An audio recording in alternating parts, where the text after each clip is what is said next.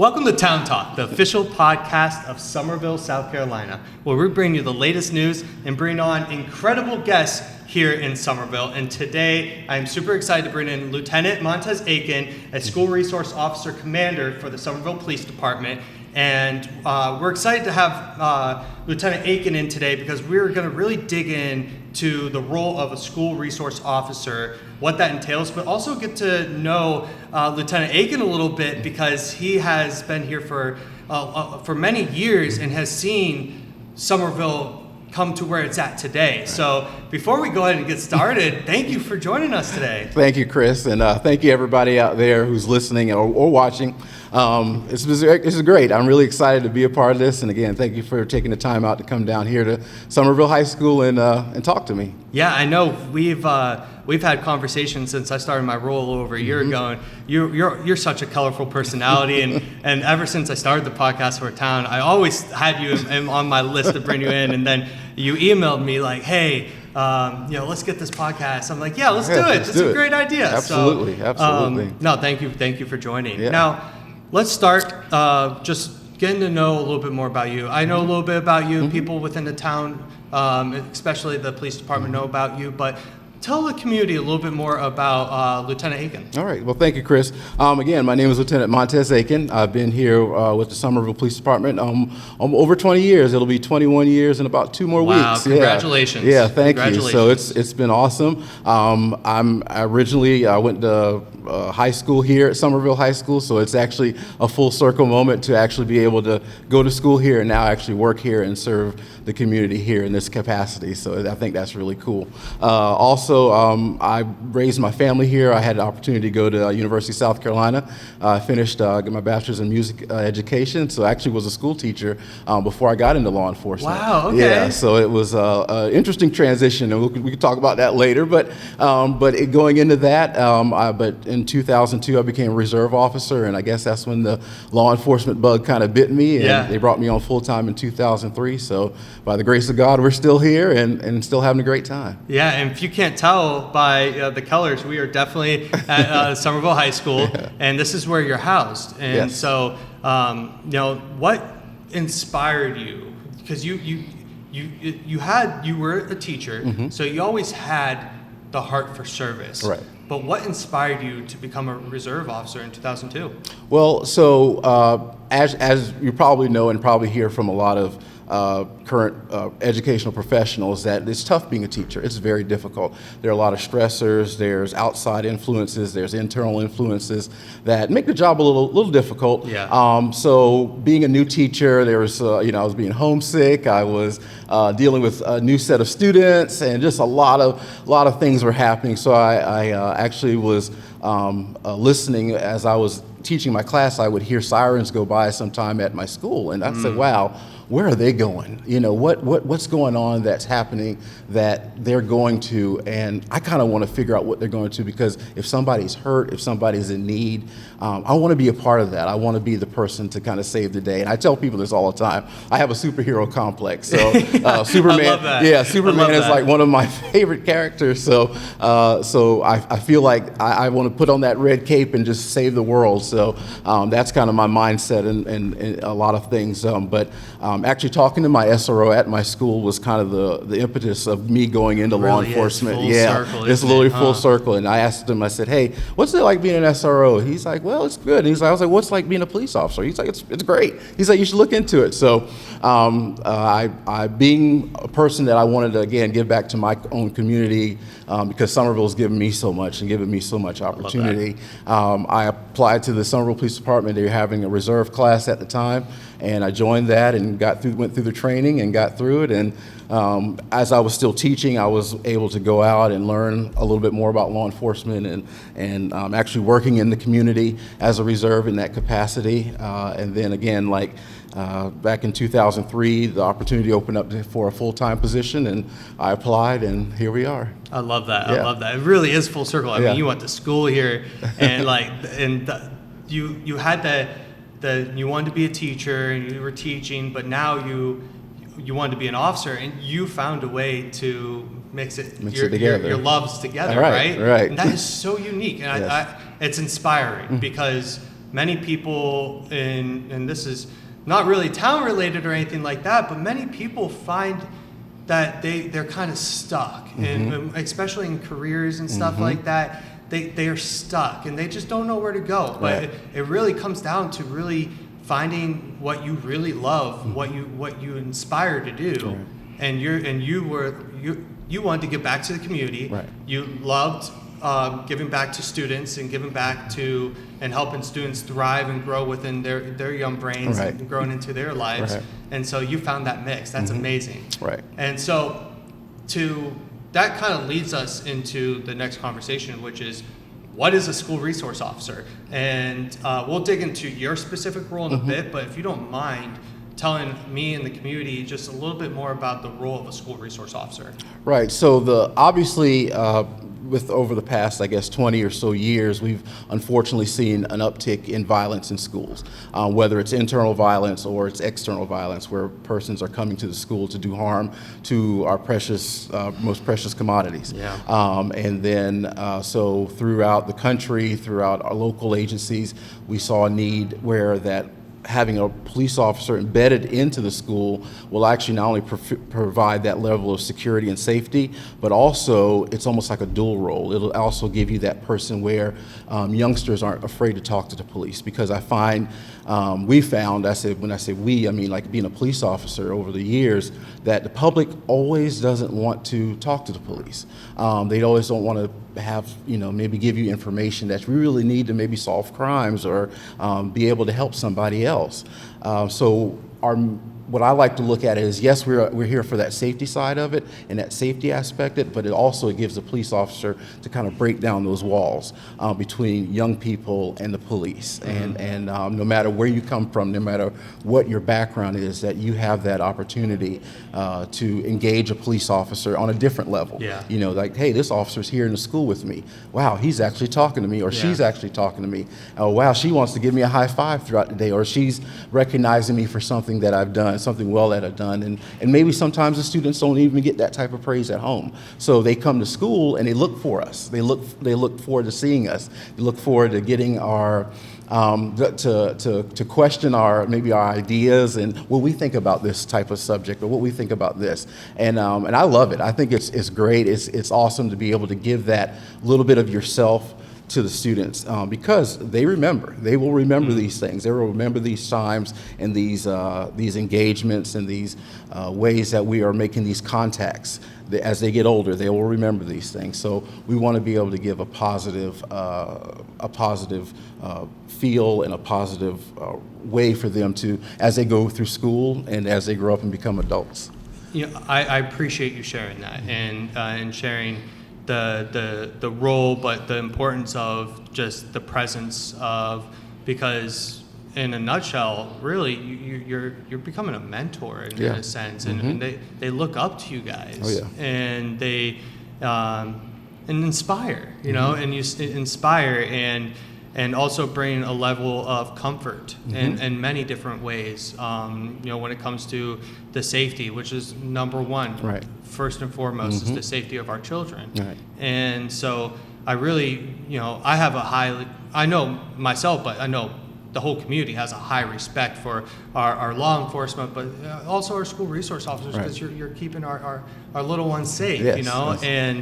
And you brought up the uptick of tragedies that have happened over the years, and you're correct. I mean, having someone in our schools to kind of deter any danger that could potentially happen is amazing. Yeah. And when it comes to a school resource officer, is there any specific or special training that y'all have to go through that is kind of different than just a different officer role within the police department? Right. So becoming a school resource officer, obviously you're looking at several aspects. You're looking at obviously the work history of the officer, the ability to be creative, the drive, are you motivated? Are you motivated to lead, to, like you said, to inspire?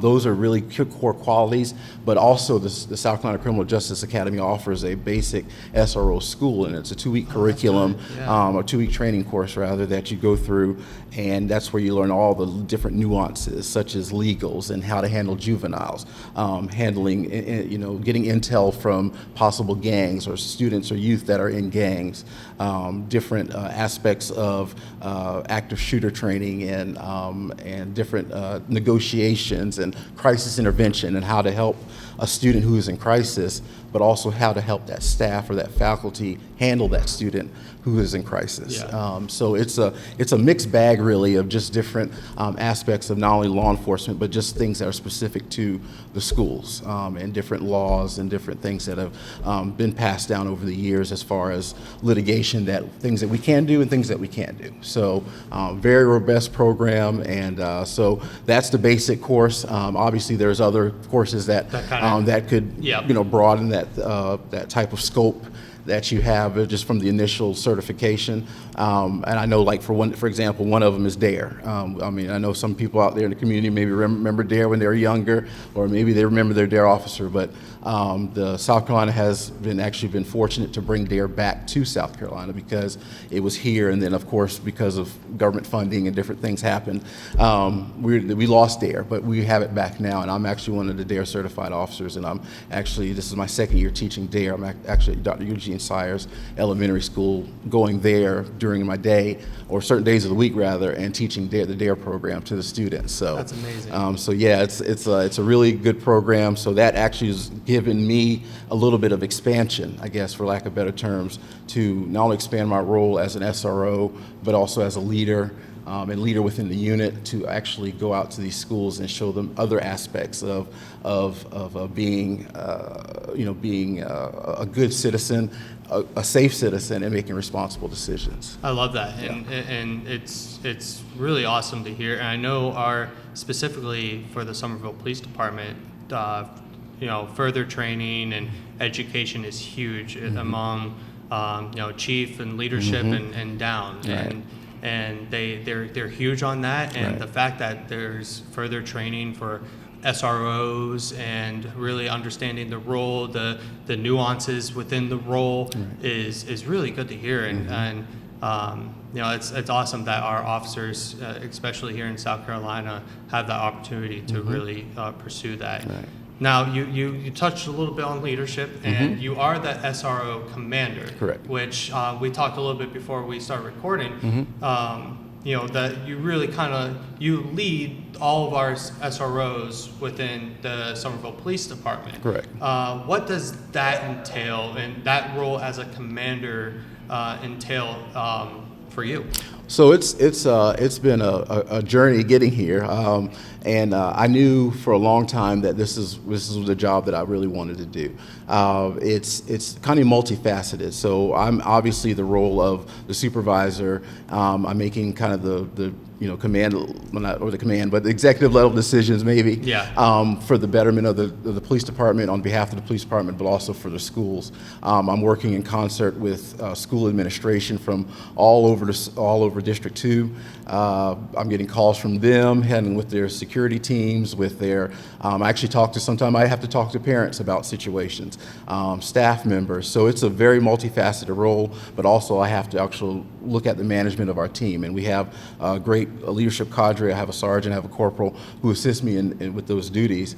But at the end of the day, I'm the one that's maintaining the day-to-day operations, making sure, we obviously have reports, we have children we have to take into custody for different reasons, but also being that connection or that liaison between the community, the school district, and the police department. So it's kind of almost like a multifaceted, almost like a three-way conversation that we have to have, and this happens literally every day. So I have these conversations every day. So that's kind of a little bit of a small window into my role, into kind of what I do. But yeah, it's good. Yeah. So there's a lot of branches to your role, right. And we appreciate your leadership within this role and helping other SROs within our community, within their roles and progressing within their roles and just continuing to grow. Right. And speaking of that, SRO deployment, can you dig into that a little bit about how many SROs do we have, or where are they deployed? How does that work? So we have a total of, including myself, we have 15 sworn police officers on our team. They're deployed at every school, again, that falls into the Dorchester School District 2's jurisdiction in the town of Somerville. So we have pretty much one SRO to every school. Here at Somerville High School, we actually have two, and we also have now, I don't know if you've heard about it, we have Officer Gamba who's has Chester, and that was through a partnership with the Dorchester 2 School District, the Dorchester 2 Educational Foundation, and the Somerville Police Department, where we were able to get him. So he actually, sometimes he's here, sometimes he's at other schools, but generally we have two here, and then I kind of supervise kind of everybody within that need. So if there's a need for me to go somewhere, I may have to go there, but that's kind of how the deployment works. But they're there full time. They stay there from early in the morning, before school starts, and then maybe an hour or two after school's ending. And so they have 100% coverage throughout the day, having an SRO there, so like you said earlier, to keep kids safe, but also to be there to be as a resource, literally what's in our title, to not only the staff, parents, and school administrators. Yeah, I love that. And thinking of like the future of SROs within our community, how does that look? I guess for you, what does 5 to 10 years look like for for SROs?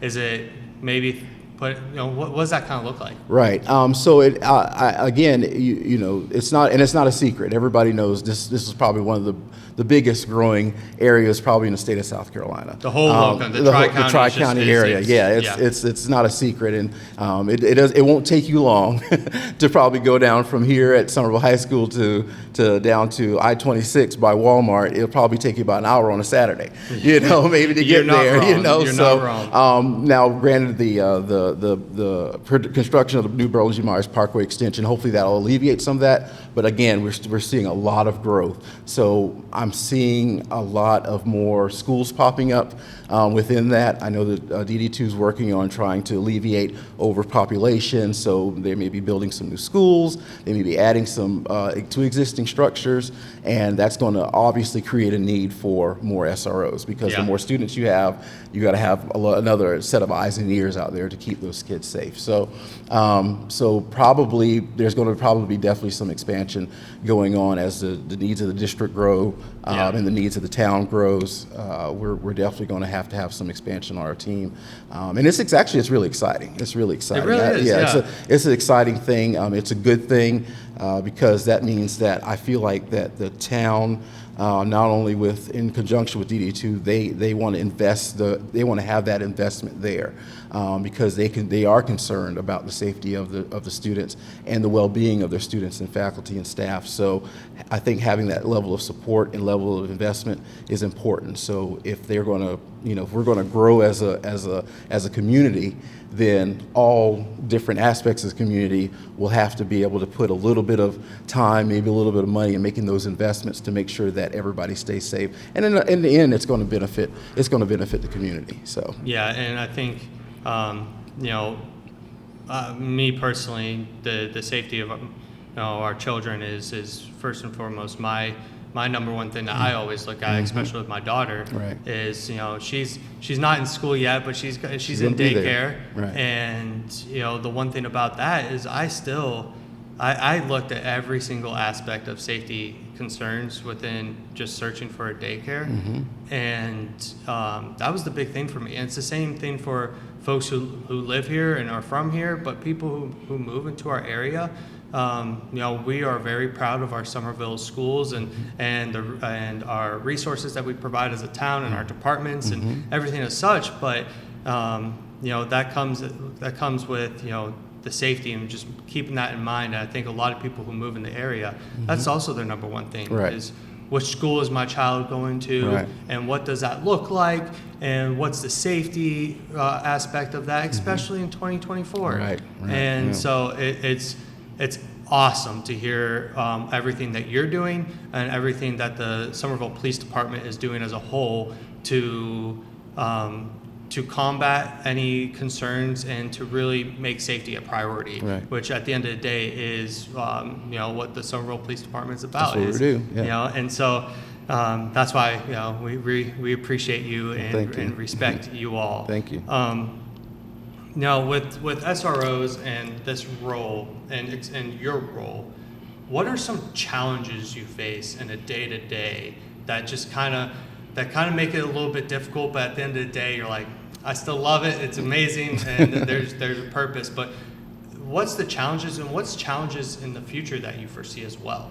I think that's a really good question, because we do have challenges. Obviously, there are a lot of things. The biggest thing I feel like that what I would love for not only if I could give a PSA, for lack of better terms, but maybe something to the community is have those discussions with your children about important topics, because such as internet safety, Yes. safety Yes. at school, and I'm going to jump back a little bit. Actually, I'm going to go back to internet safety because social media has kind of taken things over. I know significantly. I mean, I think a couple weeks ago, Facebook went down for a little bit, and it seemed like the world just lost its mind. It really did. Yeah. So it was kind of interesting. But not only with that, social media can be a good thing. It could be a very, very valuable tool. But also, what we're seeing here in the schools, it's becoming a negative thing, and it's leading to so many other problems, such as altercations or people sending inappropriate things across the internet or whatever, and that's becoming a really big problem here in the schools, and it's really challenging for us because we would respond to a situation, and 90% of those things start off at social media, but I would really implore all our parents who are listening out there or maybe watching, have those discussions with your children. Say, hey, if you have any type of issues with another student or another person or something while you're chatting or while you're Snapchatting or FaceTiming or whatever medium you're using, have those conversations with them. If there is something, direct it to school administration or come directly to your SRO. And that was one of those things that I think if we could work together on that, we could mitigate a lot of the problems that we have and the challenges that we have. So I think having those conversations with your students daily, like you said, you have a child, I have a child as well, and I try to reach out to them and say, hey, how was your day? Did anything new happen? Anything good happen? Anything bad happen? To have those conversations, because it's really, really important, and support. Just continue to support your child, support your student, be there for them, and if you need assistance, reach out, communicate. I think we have all these means of communication, but it's still hard to communicate with a parent to say, hey, we need you to help us out with this, help us out with that. Or vice versa. If the parent has needed something, come to the SRO and say, hey, I need help with this. What resources do you have available? Because we do. We have a lot of resources that we have available that could help assist parents in raising their child or getting them different things that they need for school or different things like that, or facilitating a conversation with school administration, because sometimes that could be an intimidating thing. But the SROs who are in our schools are actually, they work day to day with them, so they've established that rapport. So hey, if there's something wrong, come see your SRO. Maybe the SRO could facilitate a conversation with the school administration so we could rectify whatever problems coming up. And you bring up a good point with social media, and it is it's a love-hate thing, and it's definitely a challenge that the whole country has seen, and online bullying and the inappropriate use of social media, and just the mental impact social media takes on our youth, and even adults. Even adults. When it comes to that, I think a lot of our parents and anyone in the community, where can they, they can obviously contact the SROs, but what other resources are there available if there's online, or who can they contact, and where can they go to kind of further educate themselves on the social media challenge that we're all facing, especially with our youth, and then also just how to combat those different things that might come up? Yeah, so we could obviously refer you to, you brought up the kind of the mental side of what this does and the impact. So we actually have, Department of Mental Health workers, some mostly embedded within every school. So we could be a resource to you if you're seeing a decline in maybe your child's mental wellness or your student's mental wellness because of social media. We could direct you to the Department of Mental Health. School guidance counselors, they have tons of resources available. Yes. To help mitigate some of those things. And here's what I like. They actually, and I've been a part of several of these conversations, they actually take the time to break down these walls and break down these barriers and find out what the crux of the problem is. And I think that's really, really important. And it's actually, that you talk about that satisfaction factor, that's the satisfaction factor. When you see that light bulb go on in a student and they realize like, wow, I really don't need to be doing this, or I need to find a better way to handle this. So I don't need to be Snapchatting everything I see or do, or maybe I need to step back a little bit and maybe block them, or turn the phone off for a little bit. Go outside and play a little bit, and get some fresh air, and don't be so reactive, and just be a little bit more proactive rather than reactive. So, but yeah, our school guidance counselors are awesome. They work diligently with school administrations, principals, assistant principals, to really find out what these problems are, and actually work with them to, again, rectify them, and hopefully they won't happen again, and also give them tools to handle that. Especially when the adults aren't around. Because as kids are, they'll be up all night on their phones or whatever, but how to handle that when mom and dad's not around, or how to handle that when grandma and grandpa are around, or uncle and aunt are around, or you're not at school. How do you handle that as outside of school? Or when you're sleeping. Or when you're sleeping, absolutely, Parent fall asleep around 10, 11. You're right. How do you know your child's not up? Yeah.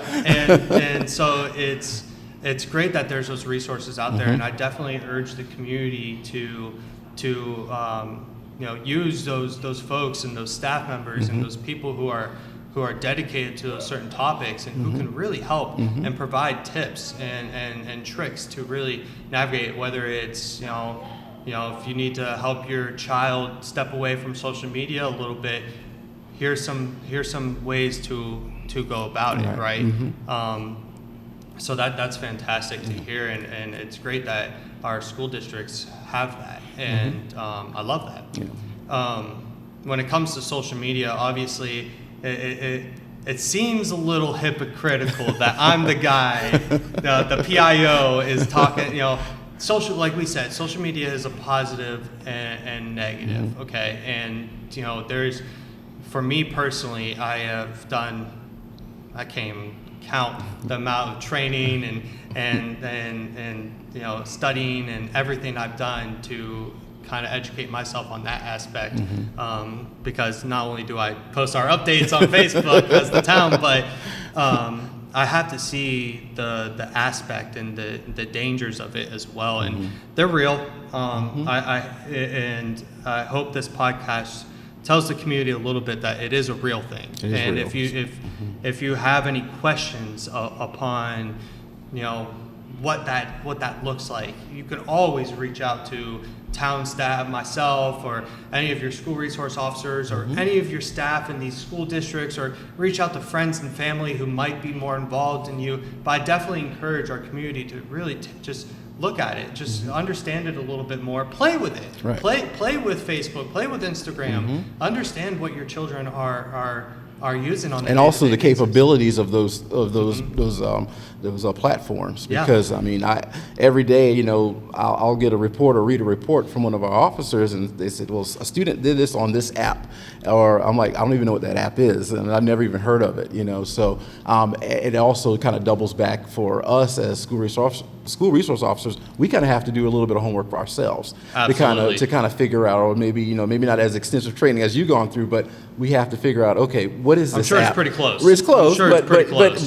But still, what is this app do, and what are its capabilities or even limitations? Because again, I've seen things that, like, wow, I didn't even know that app could do all that. That's kind of crazy. It's true. It's true. There's, I'll kind of list there's a ton. I can't list them all, but some of the big ones in the community for anyone who may not know, there is Facebook, Twitter, X now, yeah. but it's it used to be called Twitter, so either or.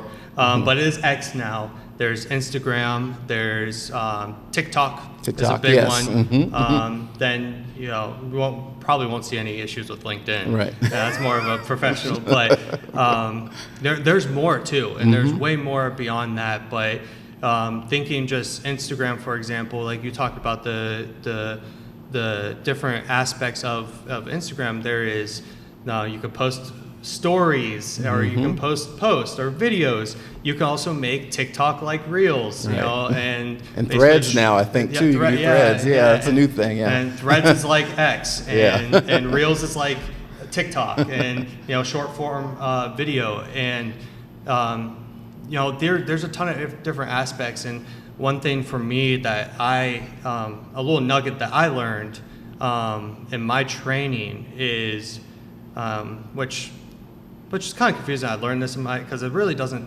entail in my role. It's more of just a good to know thing for anyone who might ask me. The best way for a parent to kind of get on your child's level with this stuff is to involve yourself with it. If your child is on TikTok and you're okay with them being on TikTok, then why don't you maybe make a TikTok with them? Yeah. Right. And I've done that. I've done that. Yeah. And my daughter's too young. Yeah. But, I mean, but that little aspect, it builds that trust within your child, and it can really help them open up to you when there is something an issue, right? When something does pop up, right?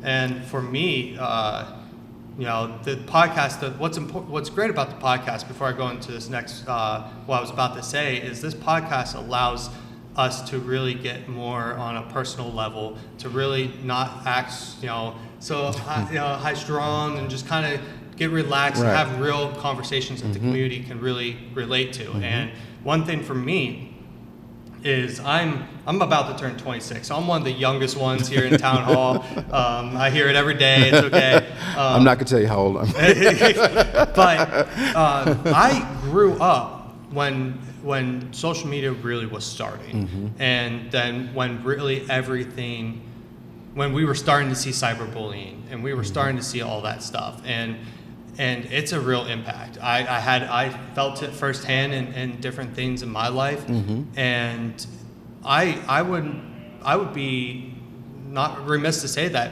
probably every child, if they're on social media, probably are subject to something that might bother them. Whether someone says something that they just don't like, or that, just something. It's anything, yeah. And so I guess to bring this conversation home, definitely find the resources, connect with your SROs, connect with your school district, reach out to me, anything that anyone in your circle, and just try to really get to understand the aspects and nuances of the digital media world. Yeah. And, as you're watching the podcast watch on the YouTube. podcast, yeah. No, but I appreciate that. I think that was a good conversation to have, and I think that's going to really bring a lot of good nuggets to our community. But I'm going to switch gears a little bit.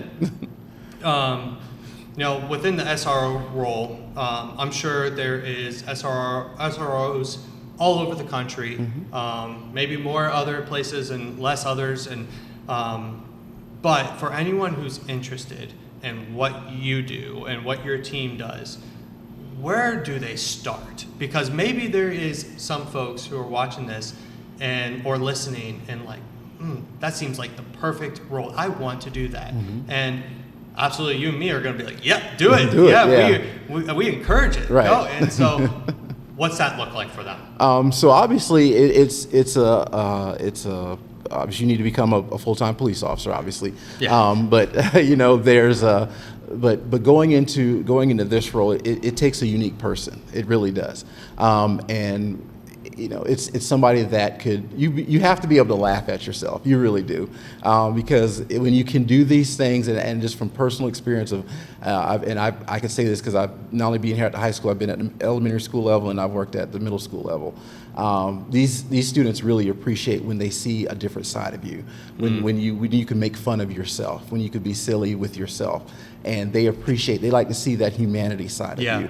So coming into this, you have to be able to take down, like you said, that wall of, I'm a police officer and this is what I do, but yes, this is what I do and this is my job, but I'm a human too, and I want you to see that side of me. So you have to have a lot of energy. You have to have a lot of creativity. You have to be willing to laugh at yourself or make fun of yourself a little bit, or put yourself in situations where probably the average police officer probably wouldn't do that. I know we've had experiences at different schools where officers get pied in the face, or officers get in dunk tanks. I've seen videos like that. They're amazing. I mean, we have officers, arresting the Grinch and doing different things like that. I think I did I know I did a lip sync contest a few months ago rather. I saw that video. I was impressed. Listen, it's out there. If you can find it, it's out there. I might link it in the bio. Yeah, obviously, because it was. I didn't expect it to go viral as it did, but you rocked the stage. Okay, let me just put it that way. But just having that type of fun, because it was really just a fun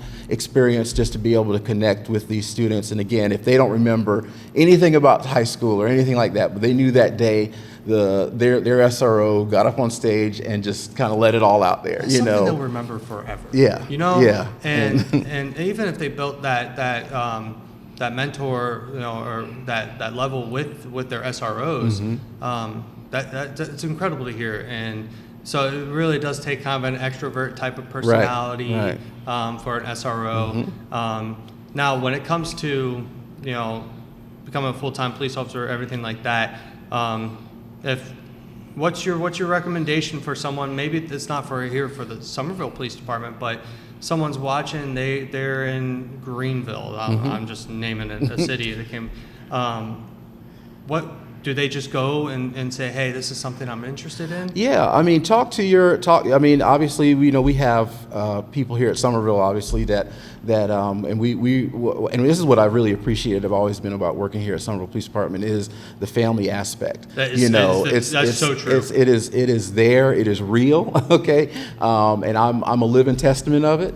And we go beyond just the badge or the car or whatever. We really concerned about the welfare of our employees and the welfare of our officers. So have that conversation with your command staff or your leadership at whatever department, or the current SROs. The current SROs are probably the best ones to talk about. Really to get a good feel of that of the role of being here. And we actually offer our officers, hey, anytime you want to come by and we may be able to get you a school pizza or something like that, or something fun to eat if you want to, and just sit with us and walk the halls with us and see how the job is. And it's really exciting. I mean, and that's what I know we spoke about it earlier. That's what keeps you coming back for more, and coming here to a new day, because there's always a new challenge. There's always a new opportunity, a new way that you could actually make that connection with somebody, and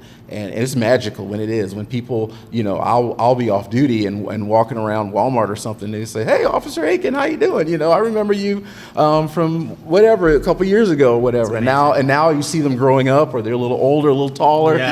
So it's cool to see that, but they remember the things that you did at the school when you were there. So that's really the biggest reward that you get. I've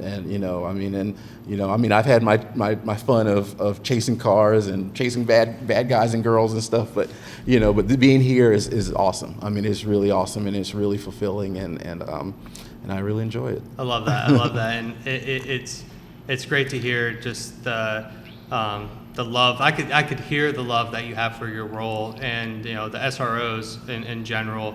All you men and women are really making an impact, lasting impact on so many lives. It's like a teacher. It is. And teachers, I won't go too deep into the teacher, but our teacher, I think it's one of the most important roles in the country. Absolutely. And I think in the world. And I think that our teachers are extremely hard workers, and they are the ones that are going to make a real impact on our children for their whole life. I mean, I remember my teachers. I do too. And so, I do too. And it's the same with SROs. Yeah.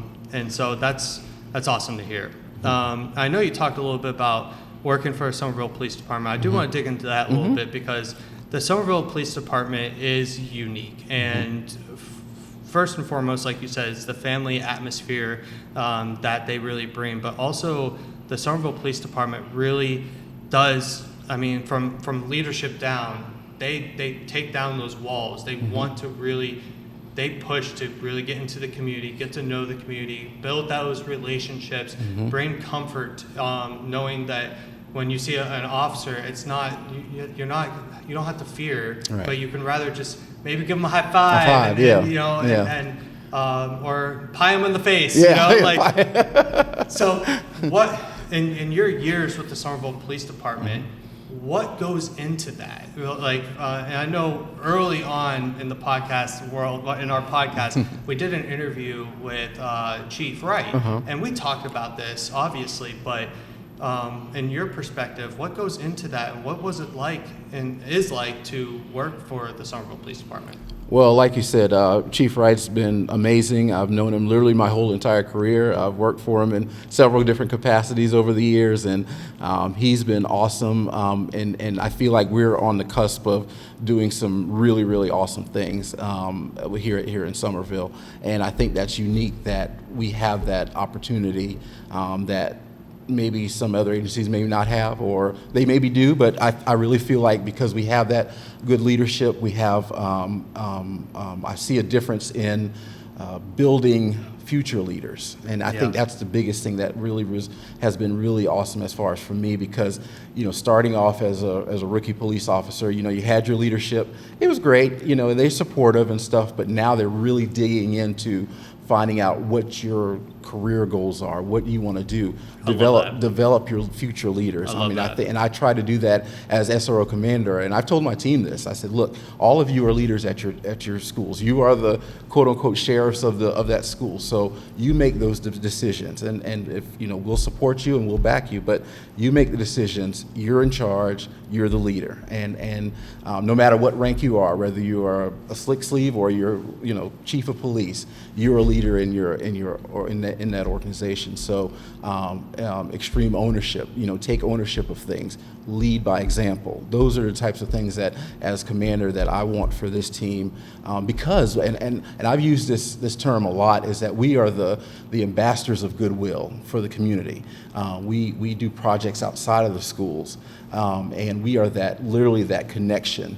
That I think that we have that unique opportunity rather than maybe the average officer does, just because we're directly talking to students, we're directly talking to parents, we're directly talking to aunts and uncles and grandmas and granddads who have students here at Somerville High School or anywhere in Dorchester too, or anywhere in the town of Somerville. So that community involvement is really, really important. So I've been blessed to be able to see that growth and that change, and it's exciting to see where we're going to go from here with this leadership and with the town. And I know we got town council, Mayor Touchberry's doing some good things. So we're all moving forward, and I think that's really important in any organization, to keep moving forward, keep pushing the envelope, challenge your employees a little bit more to do a little bit better. So I think we're gonna on the way to do some really awesome things here shortly. I agree, and it does always start with leadership. Leadership with the Somerville Police Department. I know Chief Wright particularly, his vision is definitely leading by example, and bringing that family atmosphere, being ahead of the game with technology and not being behind but being in front. And those type of things that are important. And also our officers watching how our leadership run, like your SRO is watching you, and then you watching who's above you. Like it's watching, and it's a what do you call it, domino effect. Domino effect, yeah. And it's incredible to see from outside looking in. For me, the police department and the nuances within it, and so it's great to hear. And I'm excited to see what the police department their continued growth is, and how all the leadership works together, and big things to come, right? Now, to kind of bring this train home a little bit, we touched base on it a little bit, but in your opinion, what is the most rewarding thing out of all your years working in this role? What's the most rewarding thing that you take home every day that you love about your job? That's a really good question. There's so many aspects of it. I could spend a whole another segment of a podcast just talking about that alone. I guess the biggest thing that is, and again, it's going back to what I talked about in my superhero complex that I have. The biggest thing and the biggest aspect is that I know that, at least just in my role right now as an SRO, even as a leader of the SRO division, is that we kept your children safe. We brought your most precious commodity, your most precious item in your life back home to you safely. And that gives me so much joy. And that warms my heart that you came here, you entrusted us. And I mean us, it's a community here, at every school, not only here at Somerville High School, but it's a community. You trusted us to let us have your babies. And no matter how old they are, even if they're 18 years old and about to graduate and they're seniors, you gave us to them for a short period of time, and we were able to get them back to you home safely with no harm. If anything, they're a little bit better. And I think that's one of the important things. That's probably the most satisfying thing that I have in my job, in my role, and doing this almost for 21 years, that I got you home safely. I put you back where you wanted to be, in your sanctuary, in your home, wherever you are, wherever you get that peace, wherever you get that joy. We brought you back there, and you get there, and it's in a good place that it is still safe, and that's rewarding for me, and that's what I enjoy, and that's what gets me back. It's impactful. It is. I think that's going to be that's very impactful, and I appreciate you sharing that, and I think it's going to be very impactful for the community to hear. So thank you, thank you for sharing that, and I think you're right. There's something about it, and I know for me particularly, I can only speak for myself, but I appreciate what you and the rest of our officers do for our safety. Thank you. That said, before I wrap it up with my last question, I have one question that just came to mind. So Superman's your favorite. Yeah. Do you have a Marvel favorite? Because I'm a Marvel guy. Oh man. Ooh, see, Marvel just has so many different. Of course, I like Captain America just because. And I think, and I know we're trying to wrap this up, but go ahead. But this, I think Marvel. Here's where Marvel and DC are unique with each other. Marvel seems to bring a lot of characteristics of different people and bring them together, and I think Marvel has a little bit more of humanity with it. Take Captain America, for example. Captain America, he's a leader. He's very loyal to his country. He's loyal to leadership. Make sure his team is well. So that's a great leadership aspect of it. Then you have, who's the other one? Spider-Man. Spider-Man. Spider-Man is that whimsical person, but yet he has a lot of knowledge. He has an idea. He's very smart. He has that science behind him when he becomes Peter Parker. And then you have Black Panther. The Black Panther has that really organic thought about, like, he's really concerned about his land and his Yep. homeland, and that's an aspect that we as humans, not as humans, but as regular people, that we have that aspect of we like taking care of our home. You have a Black Widow. She's very all about the mind and having that communication and that talking. So you have the Avengers, who are so many aspects of our lives, and yet they're all coming together to become united. So I could see that aspect that Marvel is more maybe closer to humanity, but DC has, Superman has his powers, Batman has his thing, Wonder Woman has her thing, Aquaman has his thing. So they come together. But even in the comic book series, right? They have some little inconveniences, and Yeah. it took them a while to get together. I know Zack Snyder made the what is it, Dawn of Justice movie Yeah. a couple, and but you haven't seen anything after that, because it's still trying to figure out these pieces of how you get all these superheroes to come together. But I think the reason why Marvel may have been a little bit more successful overall because you see that side of humanity. Because I think each Avenger is a little bit of all of us. So I think that's what. Well, that's a little plug. Okay. If you haven't watched Marvel, there's a little plug. It's DC. No, there you go. There you go. Go read some comic books. Watch the movies. Watch movies. Yeah. Yep. Disney Plus. Disney Plus. There you go. Disney Plus. Lieutenant Aiken, is there before we close this up, is there anything else you would like to share to the community or to myself? Listen, I really appreciate you. Thank you for taking the time. My thanks to obviously Chief Wright and the command staff for allowing me to be in this position. Thank God for getting me here. Thank my family who's been supporting me all the way, all the faculty staff here at Somerville High School and every school that has supported me. DD2, we have an awesome partnership with them. We're under leadership of Dr. Shane Robbins, so we are working together.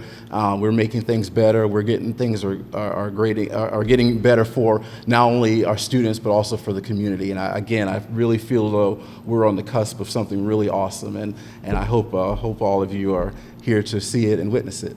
I love it. I love it. Well, Lieutenant, thank you God so bless much you. for the time Thank today. you. This was a great conversation. And to our community, thank you so much again for listening. This is actually episode 25. 25, wow. So we're 25 episodes in, and we couldn't do it without the consistent support from our community and listening and watching and providing feedback.